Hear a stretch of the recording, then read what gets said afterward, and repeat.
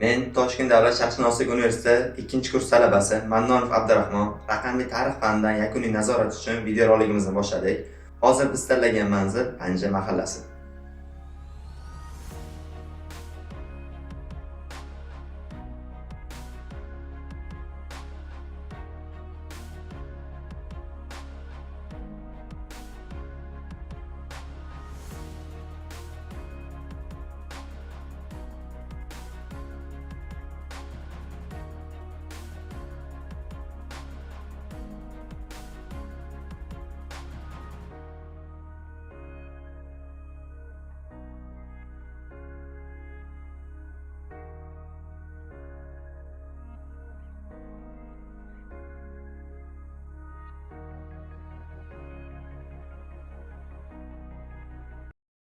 Mana biz hozir mahallamizda yashovchi bir nuroniy otaxonimizdan mahallamizning tarixi, ya'ni Panja mahallasining tarixi haqida ma'lumot olish uchun keldik. Qani ketdik otaxondan ma'lumot olamiz. Otaxon mumkinmi? Assalomu alaykum.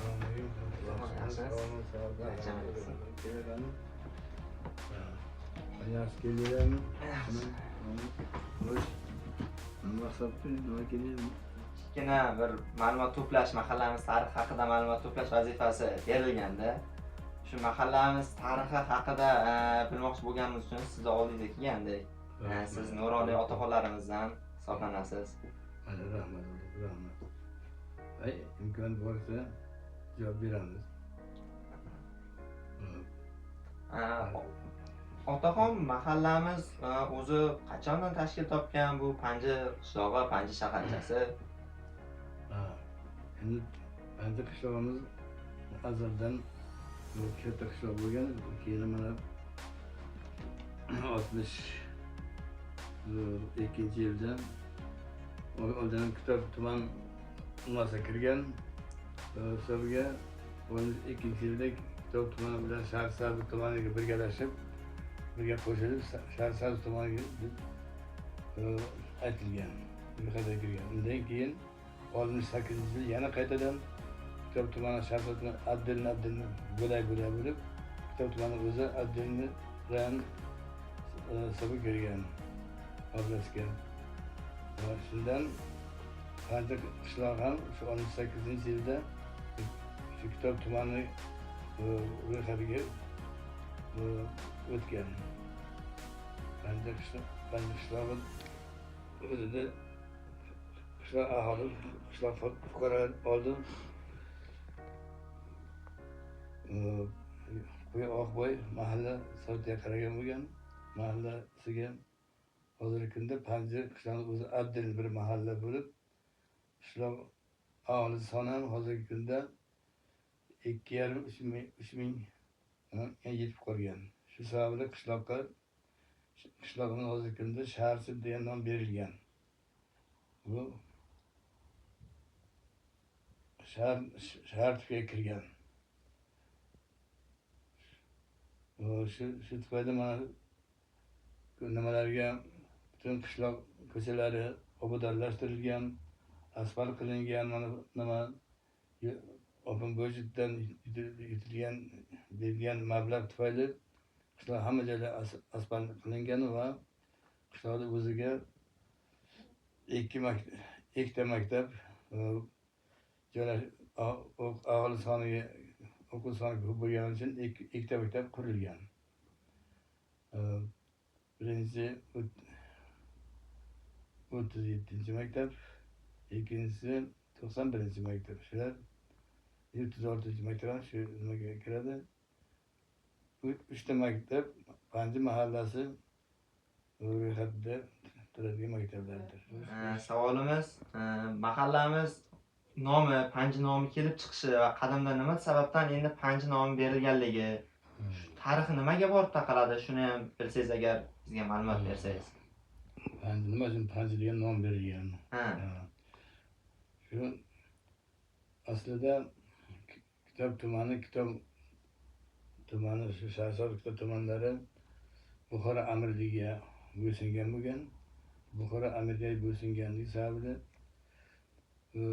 o'sha Buxoro amirligida ularga bizni Kitob tumani, Shahrisabz tumani, shu tomonda qishloqlar hammasi Buxoro amiriga o'lpon to'lagan.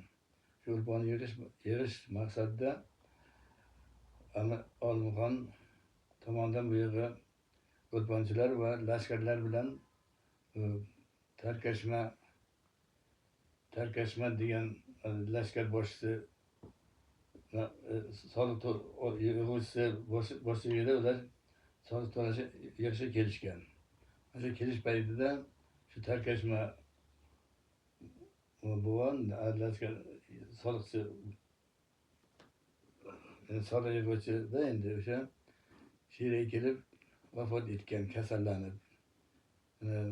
Shamollashdan nimadan shamollab shu yerga kasallanib vafot etgandan keyin shu Tarkashma bug'ini mana shu yerga Panjini yuqorisida joylashgan Tarkashma mozoratiga qo'yilgan. Shu mozoratga endi u paytda mozorat bo'lgan, o'shandan boshlangan bo'lishi mumkin. Shu qabrni vaqtincha himoya qilish uchun 5 ta lashkar shu yerga tashlab qo'riqlashga qo'yilgan. Shu lashkarlar suv izlab kelib Panji qishlog'ini o'rtasidan kesib o'tadigan Qarabloq chashma suvni girdiga shu yerga kapat tikib shu yerga yashab turganlar o'sha ma'lum vaqtgacha. Shu sababli shu yerga Panji yarim 5lik degan ma'noda Panji qishlog'i degan nom qo'ygan. Ular shu endi 1 yil mobaynida turganmi, 6 oy turganmi, shu Panji turib yashab, shu yerga shu qishloqda Panji nomi shu tufayli berilgan shu yerga. Panji qishlog'i degan nom qo'ygan o'sha hisobdan, o'shalar vaqtidan. Mana shunday tarixga ega. Buvajon, o'zingiz bu mahallada necha yildan beri yashaysiz? Necha yoshdasiz? Men o'zim bu mahalladan mana shu qishloq tug'ilganman. 1948-yilda shu mahallada tug'ilib, shu yerda katta bo'lib, shu yerda qishlog'imizdagi maktab rayon bo'yicha 4-o'ringa turadigan maktab edi. Mana shu qishloqda yuqori zonadagi qishloqlar, kichkina qishloqlar hammasi shu yerga maktabga 10 yillik, keyinchalik 11 yillik maktab bo'lib shu yerga o'qiydilar. Men o'zim ham shu yerga maktabni tugatganman. Maktab tugatgandan keyinchalik oliy dargohlarga o'qib, shu maktabga o'qituvchilik qilib, shu maktabni bolalarga murabbiylik qilganman. Hozirgi kunda pensiya yoshidaman. 2003-yilda 55 yosh hisobidan tuzlikdan pensiya chiqqanman va pensiya chiqqandan keyin ham 2006-yillarga kelib shu qishloqda fuqarolar mahallalarida oqsoqollik vazifasini bajarganman. Shu oqsoqol vazifasini bajargan paytda mana shu mahalladagi o'zgarishlarga ozmi ko'pmi yangi nimaga aralashganman.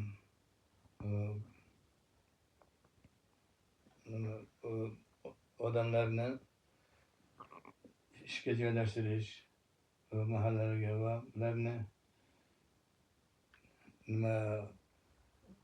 ish bilan ta'minlash kabi vazifalarda aralashib, shu yerga maslahat berib turganman. Bugungi qishlog'imiz haqida bergan ma'lumotlaringiz uchun sizga juda ham katta rahmat buvajon. Shunaqa ma'lumotlarni bizdan ayamaganingiz uchun va bizga bilan bo'lishganingiz uchun juda ham katta rahmat. Rahmat, mayli o'g'lim, sog' bo'linglar, salomat bo'linglar, o'qishlaringizga omad. Kelajakda yaxshi bir kadr bo'lib voyaga yetib, xalqimiz uchun xizmat qiladigan kadr bo'lib voyaga yetinglar.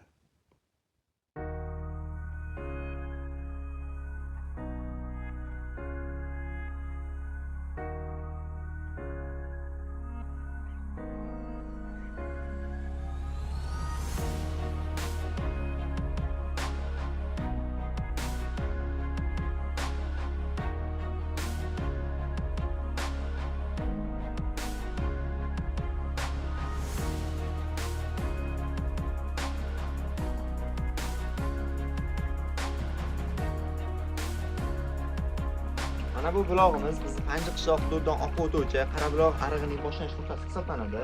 Bu buloq Qorabuloqda nomlanishiga sabab esa bu buloqning suvi ko'plab kasalliklarga davo ekanligi haqida ma'lumotlar keltirib o'tilgan.